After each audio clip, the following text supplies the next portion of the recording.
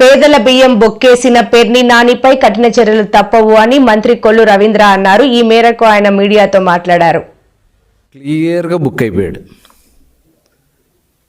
ఇవాళ ఈ కూటమి ప్రభుత్వం అరాచకాల్ని ఉపేక్షించం, గతంలో చేసినటువంటి మొత్తం అన్ని స్కామ్లు కూడా వెలుగు తీస్తాం. ఈరోజు మీరు చేసినటువంటి మీ తప్పిదాలే మిమ్మల్ని నడి రోడ్డు మీద బట్టలు ఊడదీసి నిలబెట్టాయి. ప్రతిదానికి నీతి కబుర్లు చెప్తూ ముందుకు బయలుదేరతాడు. అయ్యా పేరు నాని గారు, ఇవాళ పేద ప్రజలకి చెందాల్సినటువంటి బియ్యాన్ని నువ్వు బొక్కింది వాస్తవమా కాదా? దాదాపు 3708 బస్తాలు, 187 టన్నులు, దాదాపు 90 లక్షల రూపాయలు ఖరీదు చేసే బియ్యాన్ని లారీలు నీ సొంత గోడౌన్స్ నుంచి పోర్టు ద్వారా రేషన్ బియ్యం స్కాముల్లో ఇది కొంత భాగం మాత్రమే అని మేము అనుకుంటా ఉన్నాం. ఇంకా అసలు స్కాములు మొత్తం కూడా చాలా ఉన్నాయి. అవన్నీ కూడా బయటకు వస్తాయి. ఇవాళ మరి నీతి కబుర్లు చెప్పే పేరు నాని గారు అడ్రస్ లేకుండా కుటుంబం మొత్తం కూడా గ్యాలప్స్ అయిపోయారు. ఏ గోడూరికి పారిపోయాడో అడ్రస్ లేకుండా వెళ్ళిపోయి నిన్నొచ్చి మరి లెటర్ ఇస్తారు. ఏమని? బియ్యం పోయింది వాస్తవమే, డబ్బులు కట్టేస్తా అంటే దొంగతనం చేసి దొంగ వెళ్ళి డబ్బులు కడితే దొరైపోతాడా? అయ్యా పేరు నాని గారు, మీరు కూడా మీ సొంత గోడౌన్స్లో దొంగతనం చేసి ప్రభుత్వానికి నేను డబ్బులు కట్టేస్తానంటే నువ్వు సచ్చిరు కాడు. చట్టం ఊరుకోదు. చట్టం మిమ్మల్ని ఖచ్చితంగా ఇవాళ మీ అవినీతి దాహానికి మీ ఆడవాళ్ళను కూడా తీసుకొచ్చి రోడ్డు మీద నిలబెట్టారు కదయ్యా. సిగ్గు అనిపించట్లా మీకు? ఇంత పేదల సొమ్ముని దోచుకోవడానికి మీకు సిగ్గు అనిపించట్లా? ఇవాళ మేమంతా కూడా మొత్తం గోడౌన్స్ కన్స్ట్రక్షన్ దగ్గర నుంచి నీకు రాజకీయమే వ్యాపారం. ఇవాళ నీ గోడౌన్స్ ఎక్కడి నుంచి తెచ్చి కట్టావు? పేదల్ని భయపెట్టి వాళ్ళని బెదిరించి భూములు లాక్కుని పేదలకి స్థలాల్లోంచి మట్టి ఎత్తుకొచ్చి కొన్ని లక్షల ట్రక్కుల మట్టి నింపి దాని మీద అవినీతి గోడౌన్స్ కట్టుకుని అవినీతి గోడౌన్స్లో పెట్టిన బియ్యాన్ని అమ్ముకుని ఇవాళ పేద ప్రజలను మోసం చేసింది వాస్తవమా కాదా? అన్నిటికీ సమాధానం చెప్తావు కదా నువ్వు. ఇవాళ ఇది జరిగిన దానికి ఎందుకు నువ్వు సమాధానం చెప్పట్లేదని చెప్పి నేను అడుగుతా ఉన్నా. ఇవాళ మీరు చేసినటువంటి మొత్తం బియ్యం స్కామ్ మొత్తం కూడా, రేషన్ బియ్యం స్కామ్ ఒక పక్కన, ఇవాళ చట్టపరంగా మీ మీద ఎలాంటి చర్యలు తీసుకోవాలనే దాని మీద మొత్తం కూడా జరుగుతూ ఉంది. నిజంగా ఎంత దుర్మార్గం అంటే, గతంలో అక్కడ సిడబ్ల్యూసి గోడౌన్స్ ఉన్నాయి. 40,000 టన్నుల కెపాసిటీ ఉన్నటువంటి వైఎస్ జగన్ హయాంలో పెన్షన్ల పంపిణీ పారదర్శకంగా జరిగినా మాజీ ఎమ్మెల్యే అన్నారు. 5 ఏళ్ల పాటు ఏ సమస్య లేకుండా వాలంటీర్లు ఇంటింటికెళ్లి పెన్షన్లు అందించారని అన్నారు. ఈ మేరకు ఆయన ఈ రోజు మీడియాతో మాట్లాడారు. వారందరికీ కూడా ఈ నిధులు జమ చేయడం జరిగింది. ఇలా ఉన్నటువంటి పరిస్థితుల్లో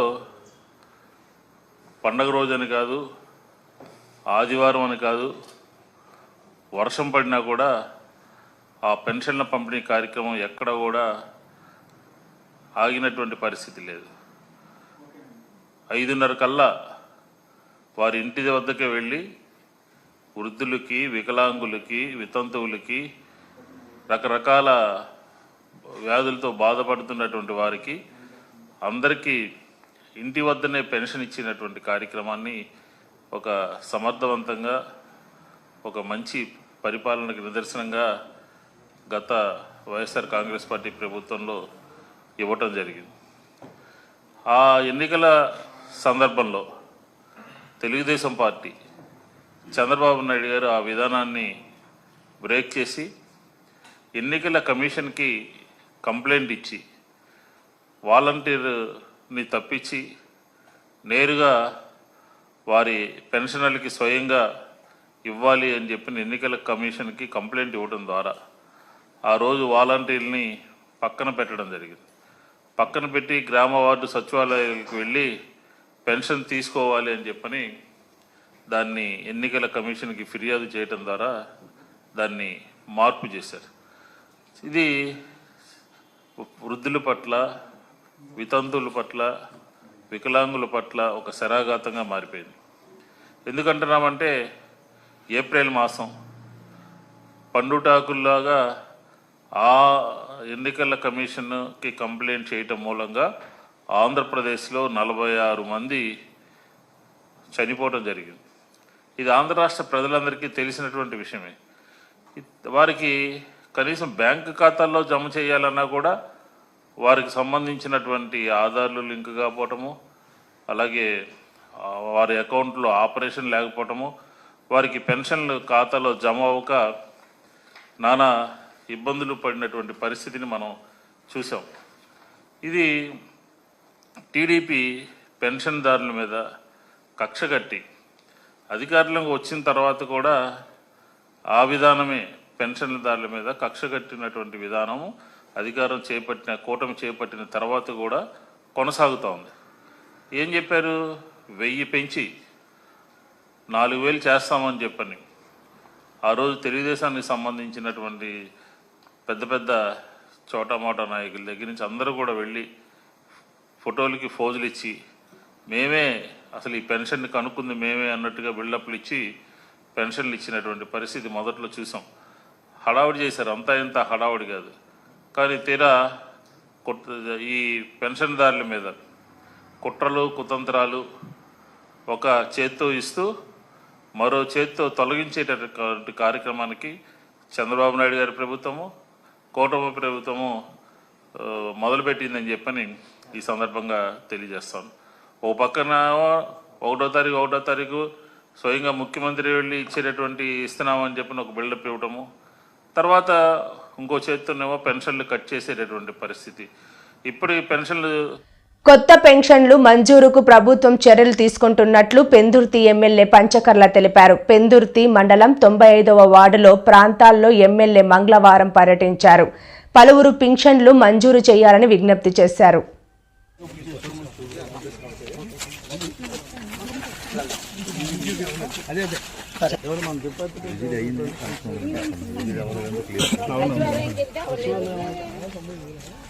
సచివాలయం ఎవరన్నా ఉన్నారు ఇక్కడ? ఇవేనా ఈ ఏరియా సచివాలయం? అక్కర్లే వీళ్ళు ఆఫీస్కి వస్తారు సచివాలయానికి, పెన్షన్ పెట్టుకుంటారు. అయితే అసలు ముందు డీటెయిల్స్ ఎప్పుడు వెళ్ళినా ఇంకా టైం ఉందంటున్నారంటే మనకు ఇప్పుడు ఎలాగ ఓపెన్ అవుతుంది కదా అమ్మ, మా వారం 10 రోజుల్లో ఓపెన్ అవుద్ది. సంక్రాంతి నుంచి కొత్త పెన్షన్ల స్కీములు రావాలని చూస్తున్నాం. ఒక వారం తర్వాత ఈ సచివాలయానికి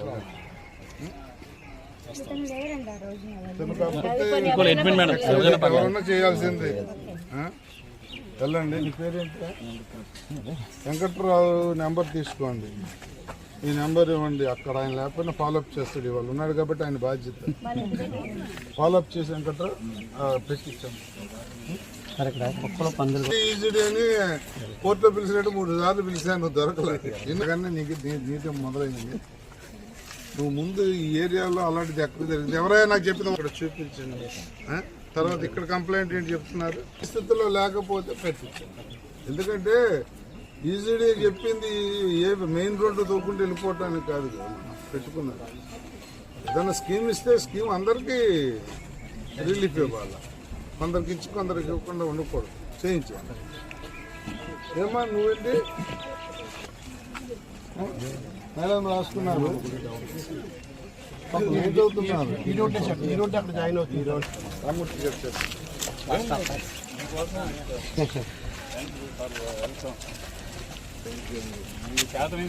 అయ్యో వెళ్ళేవాళ్ళు ఇది రోడ్డేనా?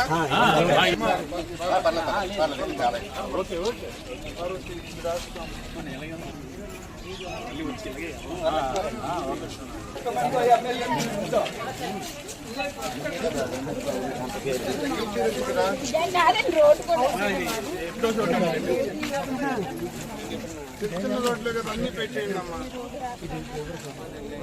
అదే చెప్పు.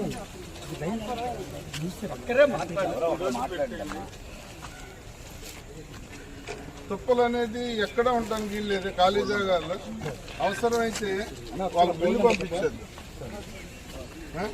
అంటే ఇప్పుడు వాళ్ళకి ఇచ్చే నోటీస్ ఇచ్చేది కూడా లేదు. ఎందుకంటే దేవస్థానం భూములని వాళ్ళు ఏదైనా చేస్తున్నా మన వాళ్ళు అడ్డుకుంటున్నారు. అందుకని ఇమీడియట్లీ తుప్పలు 2 రోజులు జేసీబీ పెట్టేసి వస్తే ఒక జేసీబీతో పాటు ఒక ట్రిప్పర్ కూడా పెట్టుకుని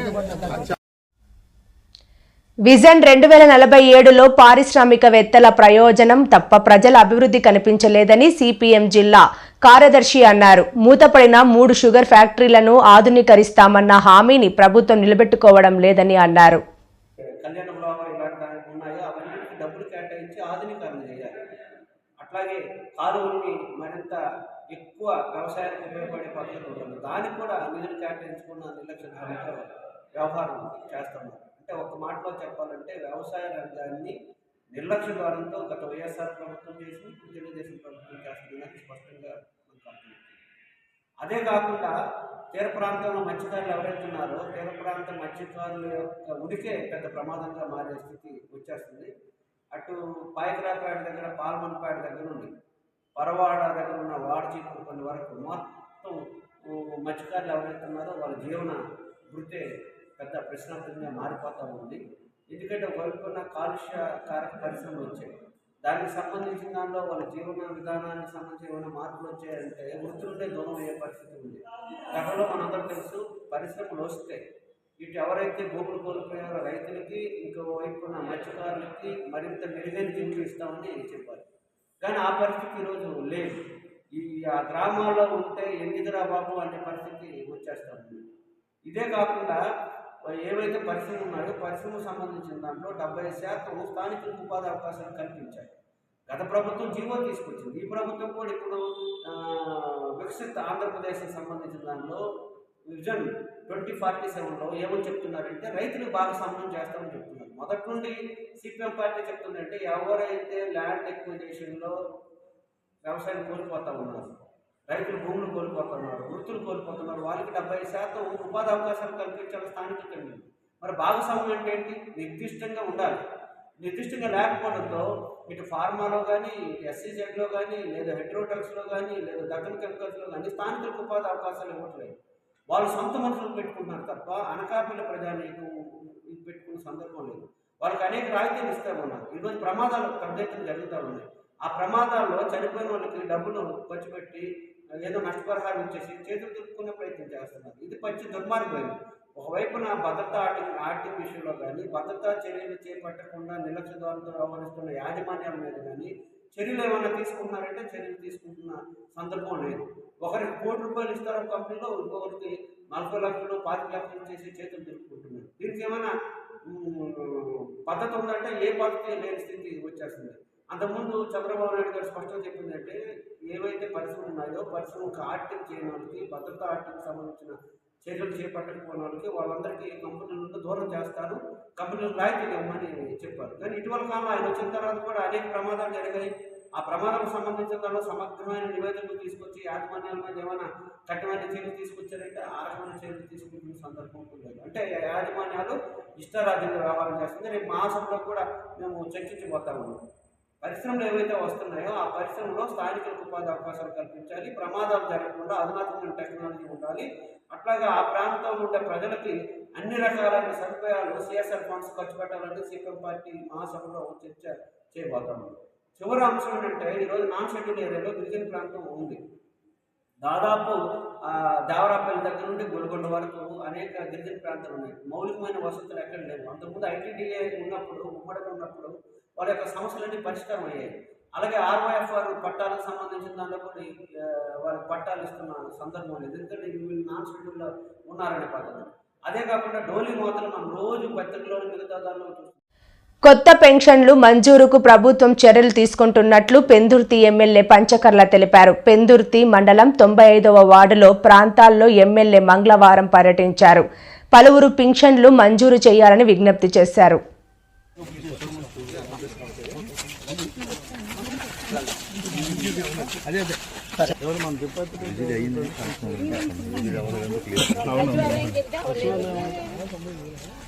సచివాలయం ఎవరు ఉన్నారు ఇక్కడ? ఇవేనా ఈ ఏరియా సచివాలయం? అక్కర్లు వీళ్ళు ఆఫీస్కి వస్తారు సచివాలయానికి, పెన్షన్ పెట్టుకుంటారట. అసలు ముందు డీటెయిల్స్ ఎప్పుడు వెళ్ళినా ఇంకా టైం ఉందంటున్నారంటే, మనకు ఇప్పుడు ఎలాగ ఓపెన్ అవుతుంది కదా అమ్మ, మా వారం 10 రోజుల్లో ఓపెన్ అవుద్ది. సంక్రాంతి నుంచి కొత్త పెన్షన్ల స్కీమ్ రావాలని చూస్తున్నాం. ఒక వారం తర్వాత ఈ సచివాలయానికి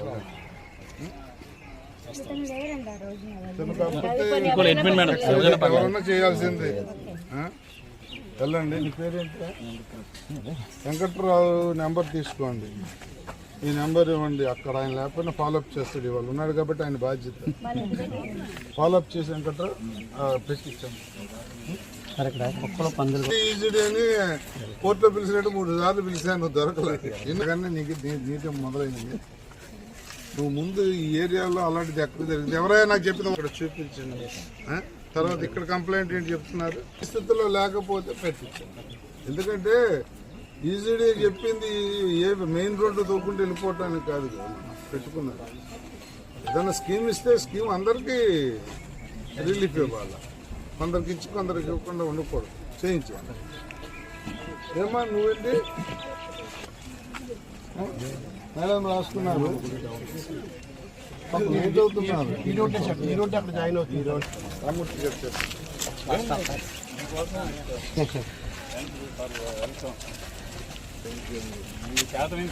అయ్యో వెళ్ళేవాళ్ళు. ఇది రోడ్డేనా?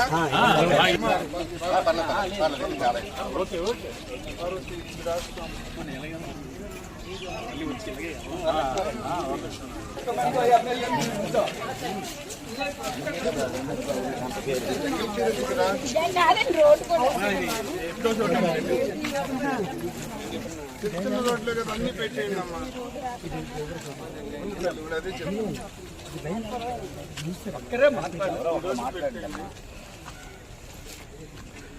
తుప్పలు అనేది ఎక్కడ ఉంటానికి వీల్లేదు. ఖాళీ జాగాల్లో అవసరమైతే వాళ్ళ బిల్లు పంపించదు. అంటే ఇప్పుడు వాళ్ళకి ఇచ్చే నోటీస్ ఇచ్చేది కూడా లేదు. ఎందుకంటే దేవస్థానం భూములని వాళ్ళు ఏదైనా చేస్తున్నా మన వాళ్ళు అడ్డుకుంటున్నారు. అందుకని ఇమీడియట్లీ తుప్పలు 2 రోజులు జేసీబీ పెట్టేసి వస్తే చేయండి. ఒక జేసీబీతో పాటు ఒక ట్రిప్పర్ కూడా పెట్టుకుని. ఆంధ్రప్రదేశ్ సచివాలయంలో ముఖ్యమంత్రి చంద్రబాబు నేతృత్వంలో సిఆర్డీఏ 43వ సమావేశం జరిగినట్లు పురపాలక శాఖ మంత్రి నారాయణ తెలిపారు. ఈ సమావేశంలో ట్రంక్ రోడ్లు, లేఅవుట్లు, ఐకానిక్ బిల్డింగుల పనులకు సంబంధించి 24,276 కోట్లకు ఆమోదం లభించిందని మంత్రి వెల్లడించారు. మొత్తం 55 మీటర్లు ఉంటుంది. దీని హైట్ 55 మీటర్లు.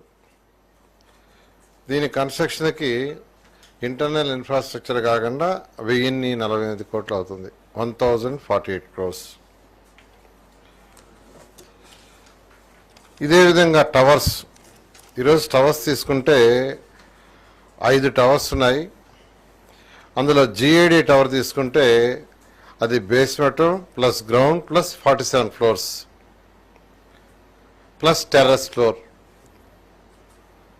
47 ఫ్లోర్లు ప్లస్ టెర్రస్ ఫ్లోర్. ఇది మొత్తం 17,03,433 చదరపడుగులు. 17,03,433 చదరపడుగుల్లో కన్స్ట్రక్ట్ చేస్తున్నాం. అదేవిధంగా towers, tower 1, tower 2, tower 3, tower 4 ఇవన్నీ కలిసి అంటే జిఐడి టవర్ కానీ లేదా టవర్ 2, టవర్ 3, టవర్ 4, టవర్ 5 అన్నీ కలిసి 68,88,064 చదరపు అడుగులు. సో అడ్మినిస్ట్రేటివ్ సంబంధించి అసెంబ్లీ, హైకోర్టు తీసేస్తే మినిస్టర్లు కావచ్చు, సెక్రటరీస్ కావచ్చు, హెచ్ఓడీలు కావచ్చు, వాళ్ళ కింద స్టాఫ్ కావచ్చు, అందరూ ఉండటానికి 68,88,064 చదరపు అడుగుల లక్షలు నిర్మిస్తున్నాం. ఈ మొత్తానికి అయ్యే ఖర్చు వీటి వరకు 4,688 కోట్లు. అదేవిధంగా ఈ ఎల్పిఎస్లో 4 జోన్స్లో రోడ్డుకి టెండర్స్, అంటే రోడ్డు అంటే ఉత్తర రోడ్డే కాదు, రోడ్డు కావచ్చు, తర్వాత సివరేజ్ వాటర్ యూజ్ చేసిన వాటర్ పోయేదానికి, డ్రింకింగ్ వాటర్ లైన్స్, రెయినీ సీజన్లో వాటర్ పోయేదానికి, ఎలక్ట్రికల్ కేబుల్స్ భూమి లోపల, అదేవిధంగా telephone cables, footpaths, cycle paths, ఇవన్నీ కలిసి యాక్చువల్గా 4 జోన్లలో డిజైన్ చేస్తే అది 579.5 కిలోమీటర్లు, 579.5 కిలోమీటర్ లెంత్. దానికి 9,699 కోట్లు అవుతుంది. అదేవిధంగా ట్రంక్ రోడ్స్, మెయిన్ రోడ్స్ ఏదైతే